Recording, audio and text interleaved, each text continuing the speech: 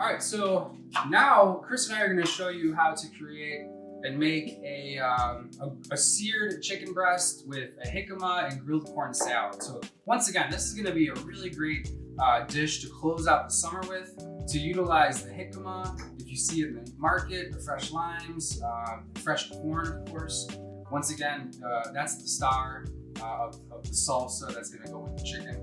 So what Chris and I are going to do is sear we have a pan heating on like low heat right now, okay? And what we're gonna do is add salt, pepper to the chicken breast, and then we're gonna sear it in avocado oil. So it's a healthier version of oils comparatively to canola or olive oil. And so let's get to it. Here we go. Avocado oil has a very high smoke point as opposed to olive oil. Olive oil smokes at a lower temperature, but avocado oil, you get your pan nice and hot because you need a nice hot pan when you're searing things. We're gonna season our chicken with some salt and pepper. We have a little bit of aromatics here: red onion, jalapeno, garlic. We're gonna use some of these cilantro stems in a moment. You'll see, because we waste not and want not. So we'll use the stem as opposed to the leaves that we're gonna put inside of the salad. The stems have the same flavor as the leaves. So for the viewers that don't know, coriander seeds they come from cilantro, right? So if you enjoy coriander as a seasoning, just know that that's essentially cilantro. Okay? All right, so we're gonna turn our pan up and we're gonna get some nice energy rolling here. We have the oven on, so the oven's at 375. So what we're gonna do in this technique is we're gonna pan sear and oven finish, okay? And it might take maybe, I don't want to give it a time because each chicken breast, or set that you cook is going to be a little bit different. But what you want to do is use it or cook it to 165 degrees, and that's your safe bet. Any more, and you're going to kind of dry the chicken out. So as we do this, what we want to keep in mind is 165 degrees. Okay, so we're going to use a thermometer, and we're gonna showcase what that's like. Okay. The reason why we have the pan on low while we're prepping, it gives time for the pan to get nice and hot. You want a nice hot pan to get a nice crust on the chicken breast. The chicken breast doesn't have any skin, so you want to recreate that crispy skin by giving a nice hard sear in the pan. So we're in like medium high. You get a nice shimmer, just a tiny wisp of smoke. You want that to get a nice crispy sear on your chicken. And so notice that as soon as he adds the oil, he adds the chicken. He didn't add the oil and then wait like a minute or something. He added the oil and then like 10 seconds later, that chicken is in the pan. And you want to put the chicken away from you, not towards you, because if you flash it like this, going towards you, you'll splash the oil on you. So you lay the chicken away from you. You want to try not to crowd the pan. Right. Like I did. No, that's okay. So you want to get it in there and just leave it alone. And now we're going to season That's right. on the side of the chicken. Chris, I can tell that you're a pro with the way that you season. I'm not even kidding. Like what you just did, that's a true skill right there. So you want to season it from very high. That way it's a nice even seasoning. And then, note, I put the chicken in the pan with my right hand and I season it with my left hand. Yeah, so it didn't contaminate the salt. Very cool. Thanks for explaining that, Chris. That's really cool. So are we gonna put the aromatics in the pan before we put them in the oven? Was that the plan? Yes, it is. Okay, so we also have red onion, jalapeno, and garlic. When do we throw that in the pan? So when you get ready to flip the chicken, right before you flip it, you want to add your aromatics. So the aromatics are actually going to infuse the flavor into the oil. So the oil is really what's going to season that chicken. And kind of separating the flavors of the chicken, that's what's going to really make the dish comparing with the corn and the jicama salsa.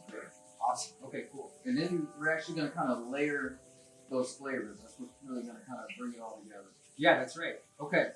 So in here, we got that grilled corn. We got the diced bell pepper, the red pepper. And I have underneath here on the bottom, you can kind of see in there, the diced jalapeno. Okay. So these three things are in here.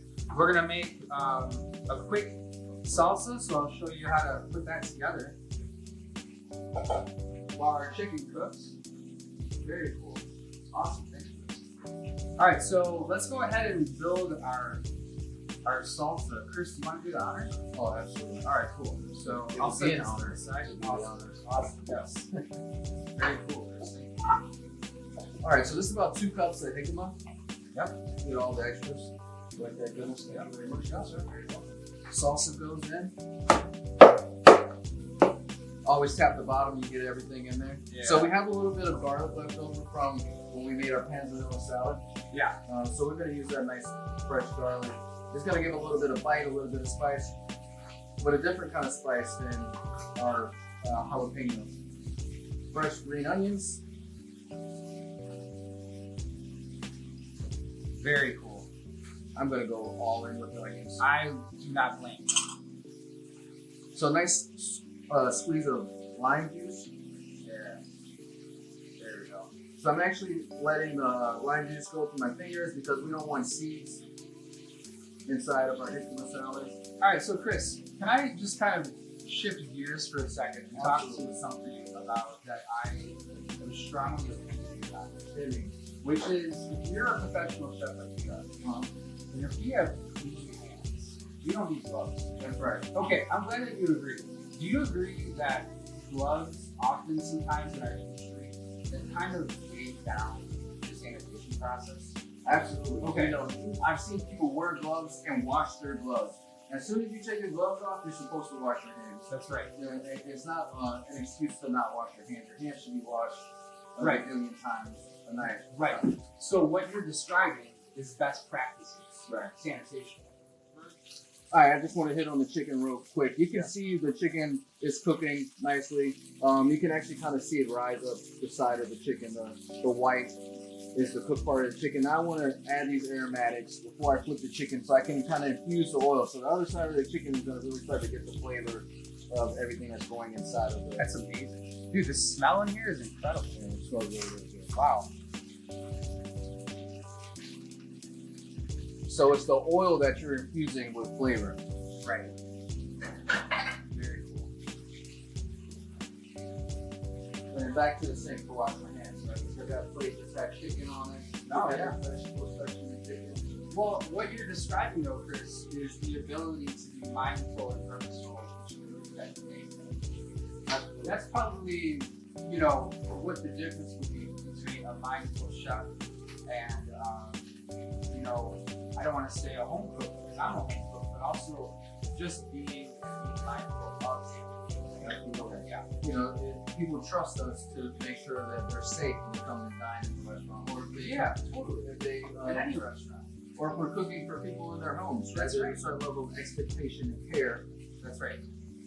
So I'm really glad that you were able to shed some light on us about that. That's really important. So I have some cilantro that I chopped up here too. Feel free to add as much as you wish. Absolutely. So in here, just to recap what's in here, cilantro. I'm sorry, we haven't added the cilantro yet. We have the jicama, jalapenos, the charred corn that we did on the stovetop, scallions, red bell peppers, and garlic. And the lime juice. And the lime juice. Yeah. We're gonna hit a little bit of olive oil. I'm sorry, avocado oil. Right. One time around the bowl. There you go. And then just kind of dust this out. Give it a little bit of fat. So you've almost created, without emulsifying the acid in the oil, a little bit of a vinaigrette with the lime juice and the avocado oil, right? Absolutely. Dude, that smells so good. Wow, let me just get a quick. Oh my gosh. Okay, cool. I think you can put this chicken. Okay, so go ahead and show our users that beautiful color that we're looking for. So when you're trying this at home, that is the exact color, and I couldn't have done it better myself, Chris. So the trick here was to not move the chicken. A lot of people put it in the pan and they want to touch it and come back, look at it. Right. You just gotta let it do its thing. Thank you for explaining that.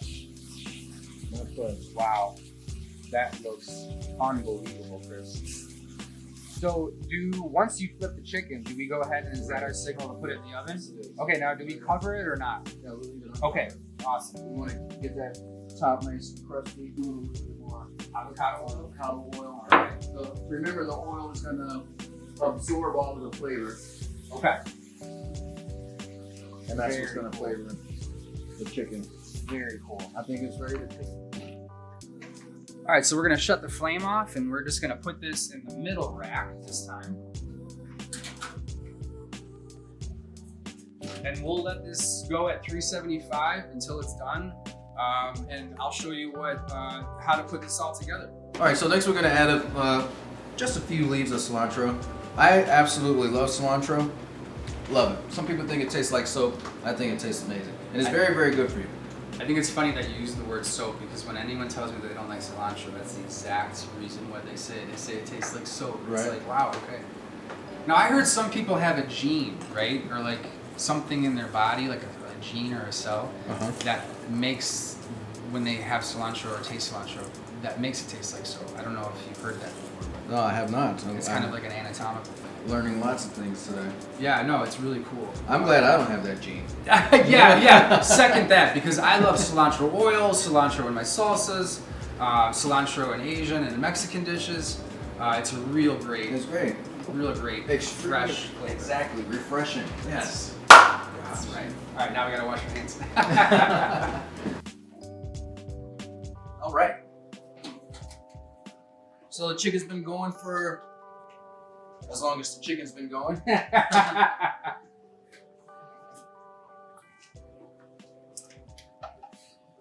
So we're gonna pull it out. We're gonna temp it. 165 is the sweet spot. So you don't ever want to go through the top of the chicken. You want to go in from the side, in the thickest part of the chicken. Try to get your temperature.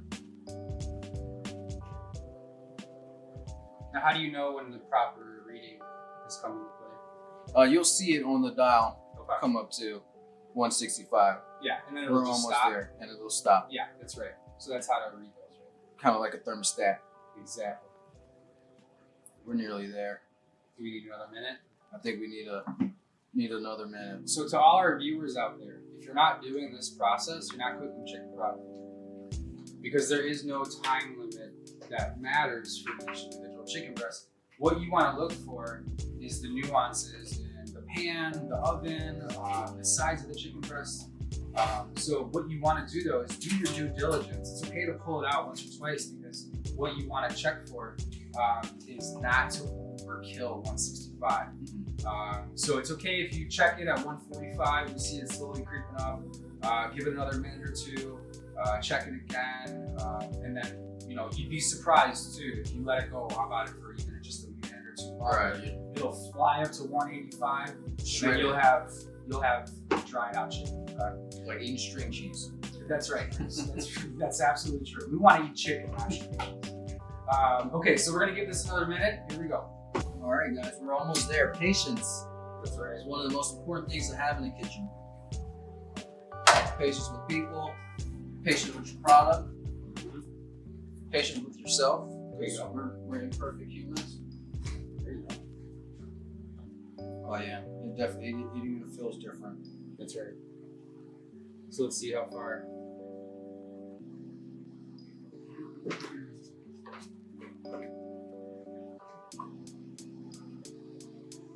So I rested the piece of chicken on the other chicken just so I could see the thermometer and then have to hold the chicken. All right, after tons of patience and babying our chicken, that's right, because sometimes it has to be baby, we've reached 165. Very cool. All right, so Chris, now that we've taken the time to go ahead and properly prepare a chicken, let's go ahead and show our viewers how you and I, as professional chefs, can go ahead and let's plate this. But you know what? Before that, let's slice our chicken on a 45 bias. Okay. And let's fan it out to show some real true culinary ingenuity. All right. So you go ahead, Chris. We got one important step. We gotta let it rest. And the reason why we let it rest is so that the juices don't just run out and you have a dry piece of chicken. So when you cook any kind of protein, the juice goes to the inside. And if you let it rest, it redistributes throughout the product. So while we let the chicken rest, I'll start plating the... That's great. Now how long would you let like a 6-ounce chicken rest? You want to let it rest for half the time that it cooked. Okay, so about 6, 7, 8 minutes. Yeah. Okay, gotcha. And kind of just what we did was we made sure that we didn't overcook the chicken. So the process of opening and closing the oven, some would argue that that's letting out heat. But you almost want to do that process. It's the price you'll have to pay to make sure that you don't overcook the chicken. And the more chicken you cook, the closer you'll get the timing down. That's right.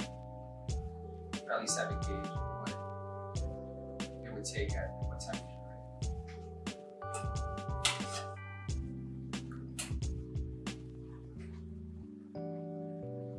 Oh, the salad smells so good. It does smell good. And to our viewers out there who can't taste it, we had the panzanella and we had this, right? Those two salads tasted extremely different, right? I concur. But there's still certain levels of acidity that you can't miss, right? We essentially kind of made a vinaigrette inside of the bowl, and we added that avocado oil and that lime juice. That's right. So what Chris is doing is he's building that salsa. And once we slice the chicken, what we're gonna do is we're gonna place it right on top, and we'll just gently press the chicken on so that it just kind of sits there like it's all natural approach versus like trying to construct it in a way that doesn't look or feel natural in presentation. So I'm left-handed, so you have an option. You could go in or away. I like to go away. So what I like to do is towards the butt of my knife, start like right there. And I kind of hold it up, like not just down, but like up like that. So that what I want to do is with my wrist, I'm going to pull down and back so that I get a really nice slice through like that. And then what that does is that creates a nice angle. And I'm going to follow that through to the rest of the chicken breast, just like this. And then I can kind of come in and slice down and just pull. Now, you don't want to like chop. You don't want to like destroy it. You want to make some nice, clean, smooth cuts. If you feel any like resistance, that's your cue to not push down, but to rather let the knife do the work, okay? You shouldn't be pushing in. You should be slicing, okay? So that you get this beautiful, clean, consistent cut, and that the fibers are not destroyed through, okay? Nice job. Okay, so what I'm gonna do now is just take this beautiful chicken breast, lay it right on top at a 45 itself, and just kind of fan it out just like that so that we get a nice, beautiful layer of chicken and salsa there. Yeah, my God, looks amazing. Thank you, Chris. I appreciate it. So I'm gonna go through and just slice up the rest of these two. And hopefully our viewers will go ahead and try this today. The panzanella salad and the cooked chicken with Jicama Salsa. All right, so I finished slicing the chicken on a 45. We're just gonna go ahead and place these breasts right on top of this beautifully laid out salsa. And this way you can see the beautiful color of the chicken, the protein of the chicken, and the beautiful salsa underneath. Stunning. There you go.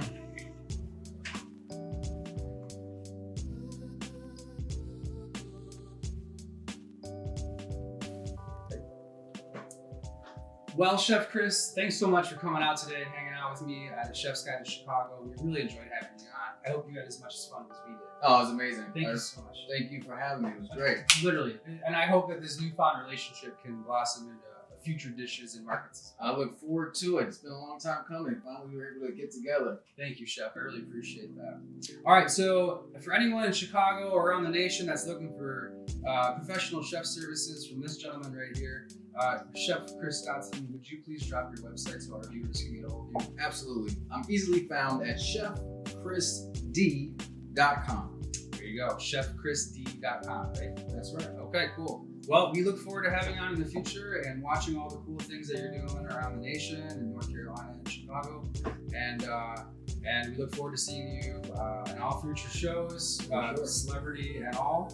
And gosh, thanks so much. And don't forget to hit that like and subscribe button, and we will see you soon. Thanks for joining in on this episode of Chef's Guide to Chicago.